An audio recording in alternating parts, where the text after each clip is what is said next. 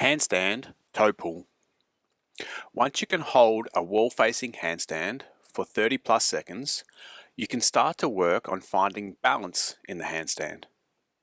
Handstand toe pulls teach us how to rebalance the handstand when we overbalance.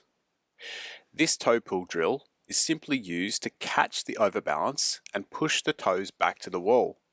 You're not looking to hold the balance for a specific duration. There are a couple of different variations we can explore in the toe pull. We can either use a planching technique or a hip piking technique. In both variations, it is essential that the elbows stay locked and the shoulders stay elevated. Focus on pushing down into the floor as hard as you can.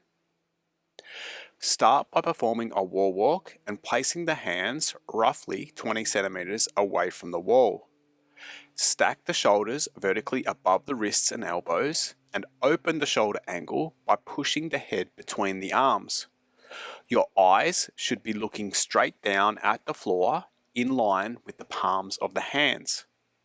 The inside edge of the feet are pressed together and the knees are locked.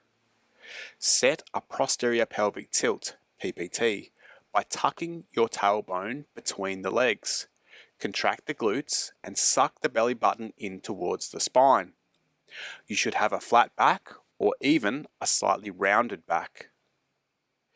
In the planche version of the toe pull, you will allow the shoulders to move forward, away from the wall. As you start to close the shoulder angle, the torso will lean forward and the toes will float off the wall. Be strict on yourself and do not push off the wall with the toes. As the toes float off the wall, be ready with the fingers. You must push through the fingers so you do not fall off the wall.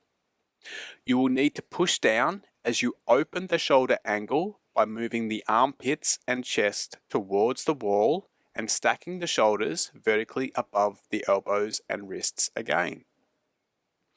In the planche version of the toe pull, the shape of the body never changes. We maintain the tight hollow body shape and focus on closing and opening the shoulder angle. In the pike version of the toe pull, you will allow the hips to pike as you pull the hips away from the wall. As the hips move past the vertical alignment of the wrists, elbows and shoulders, the feet will slowly slide down the wall.